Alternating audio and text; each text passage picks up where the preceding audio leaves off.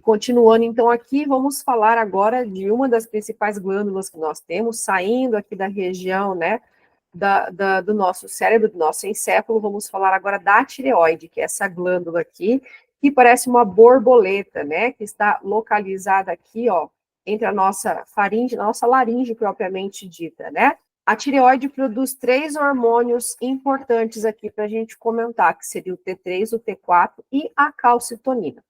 O T3, também chamado de triiodotironina, ele é um hormônio que possui a molécula de iodo na sua composição. E o T4 também. A diferença é a quantidade de iodos que nós temos, 3 átomos ou 4 átomos. E o T4 também pode ser chamado de tetraiodotironina, mas a gente conhece ele mais como o nome de tiroxina.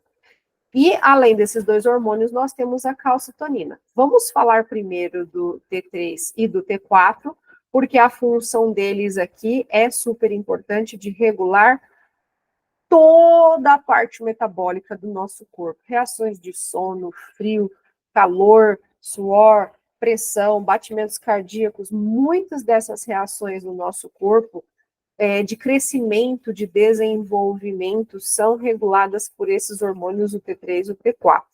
Isso significa que se você tem falta desse hormônio, assim como outros, né, você precisa fazer a suplementação, certo? Se a sua glândula tem algum problema de funcionamento, ou para mais ou para menos com relação a esses hormônios, a gente precisa visitar um médico, que é o médico que cuida da parte glandular de glândulas endócrinas do nosso corpo, que é o endocrinologista, certo? E junto com o T3 e o T4, que são esses hormônios que controlam o metabolismo, nós temos também a calcitonina, que é o hormônio que vai regular, como o próprio nome diz, a quantidade de cálcio. Só que essa quantidade de cálcio, ela vai ser regulada como? A calcitonina é o hormônio que deposita cálcio nos seus ossos, certo? E é importante a gente frisar isso aqui, porque depois a paratireoide, que vai ficar aqui ao lado da glândula tireoide, ela produz um hormônio chamado de paratormônio. Esse hormônio, por sua vez, o paratormônio, ele faz uma função quase que antagônica à função da calcitonina. Enquanto a calcitonina mobiliza cálcio para ser colocado nos seus ossos, o paratormônio retira esse cálcio da matriz óssea e coloca ele na circulação sanguínea. Então, um hormônio aqui trabalha em conjunto com o outro, só que cada um faz uma função. E como é que você vai lembrar disso? Você vai pensar assim, que a função primordial, que a gente sempre conhece, estuda do cálcio, é a gente ter cálcio depositado nos nossos ossos. Então, quem faz a função primordial tem cálcio no nome, que é a calcitonina, certo? Mas, eventualmente, você vai precisar elevar essa concentração de cálcio no sangue para as funções que o seu cálcio no corpo precisa exercer, por exemplo, participando de contração muscular ou de outras funções bioquímicas. Então, nós precisamos desse hormônio que vai retirar, vai elevar, né, no caso, a concentração do cálcio no sangue, que é o paratormônio, certo? Então, não tem como fazer confusão, gente, é fácil de lembrar. Tanto que aqui os nomes são iguais, ele vai fazer a função contrária da calcitonina, certo? Os próximos hormônios que nós temos aqui são os hormônios produzidos pelo pâncreas. Aqui tem a foto do pâncreas no nosso corpo, e nós temos como principais hormônios que nós vamos comentar aqui agora, a insulina e o glucagon. Esses hormônios também trabalham de forma antagônica. Eles trabalham juntos e alternados. Por quê? Porque a insulina é o hormônio que vai reduzir a concentração de glicose no sangue. A insulina vai colocar esse açúcar que você digeriu, comeu, absorveu, nas suas células. Já o glucagon é o hormônio que vai aumentar a concentração de glicose no seu sangue.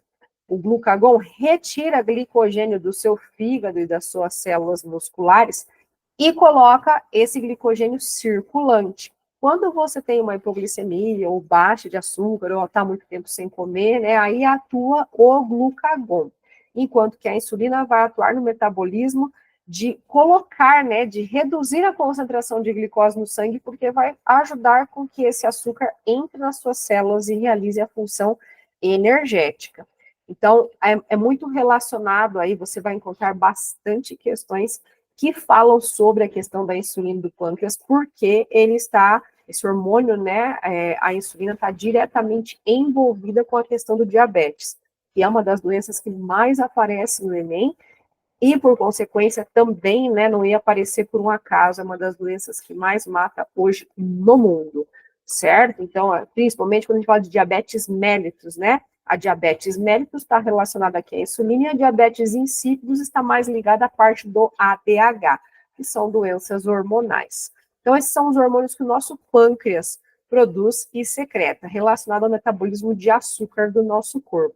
Depois que nós temos ali o ACTH, que nós falamos, que estimula o funcionamento da adrenal, a adrenal são esses dois montinhos bonitinhos aqui que nós temos em cima do nosso rim, e ela vai fazer duas funções basicamente, porque nós temos a adrenal na região cortical dessa adrenal, dessa glândula, desse montinho, né, que está em cima do nosso rim, a região cortical, que é a região mais externa, produz hormônios que nós chamamos de glicocorticoides, mineralocorticoides e hormônios andrógenos.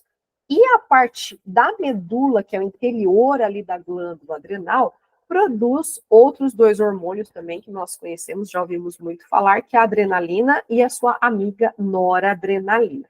Então, vamos comentar rapidão sobre a função de cada um desses hormônios, porque provavelmente você já deve ter ouvido falar sobre a função deles ou sobre eles, né?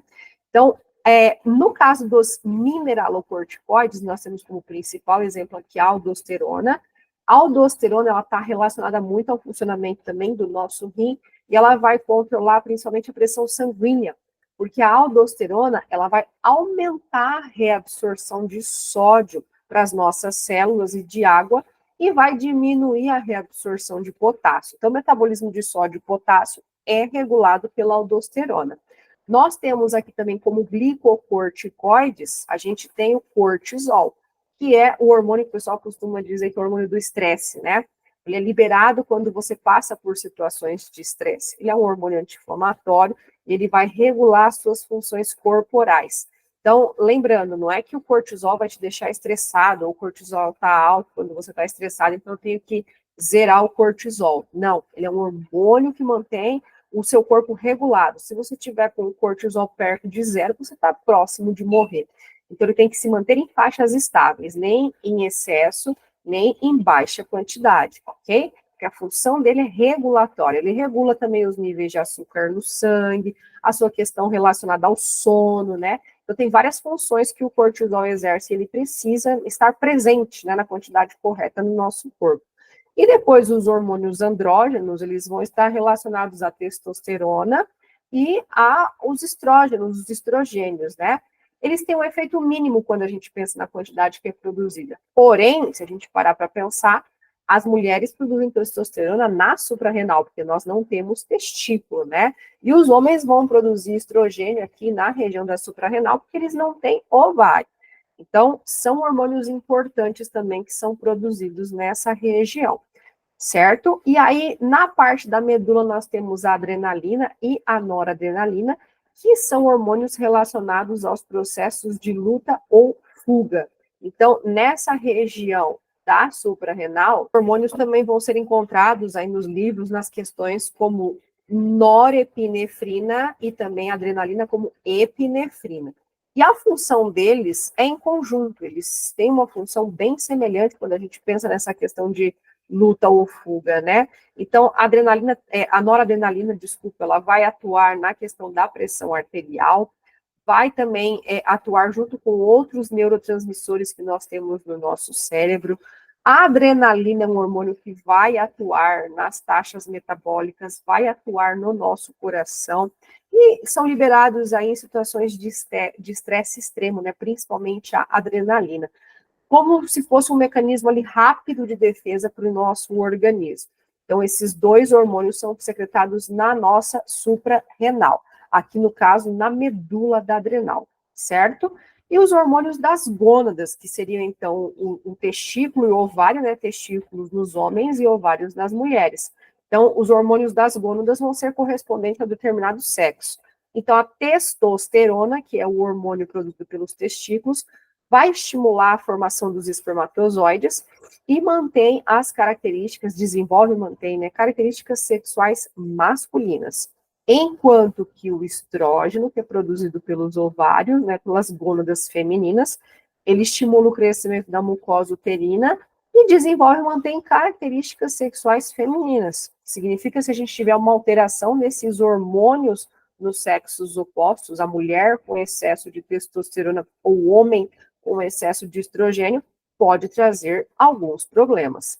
E nós temos também nas gônadas a progesterona, que é um hormônio que vai promover a continuação do crescimento da mucosa uterina quando houver a fecundação, né? Quando a gente tiver ali o zigoto que vai ter que ser implantado ali no útero para que aconteça a gestação. E aí eu coloquei aqui também de bônus para vocês duas glândulas importantes, que seria a glândula pineal, que está ali no nosso cérebro, e produz um hormônio chamado melatonina, que talvez você também tenha ouvido falar, hoje está bem comum a utilização, a suplementação de melatonina, que é um hormônio relacionado ao nosso ciclo circadiano, que está relacionado aos processos de noite, o ciclo, né, como o próprio nome diz, de noite e de dia no nosso cérebro, porque nós sabemos que os períodos de noite e os períodos de dia envolvem no funcionamento de diversos hormônios e de diversas moléculas da nossa fisiologia, do nosso corpo. É importante que a melatonina seja produzida, no caso, ela é produzida no período noturno, quando você está no escuro, já pronto para dormir.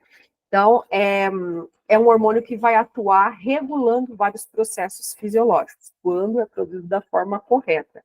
E nós temos também o timo, que é uma glândula relacionada, produz hormônios, né, relacionados à parte imunológica do nosso corpo.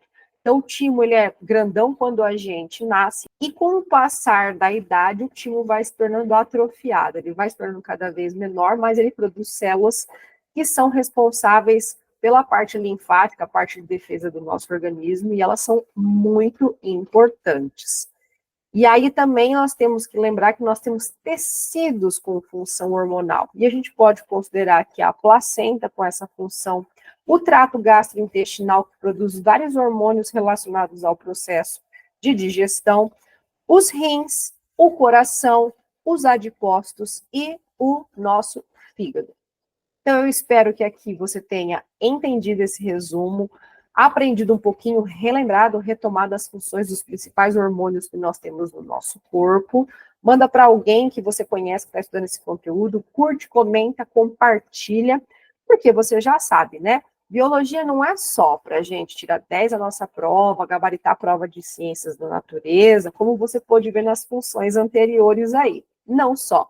A biologia é para a sua vida.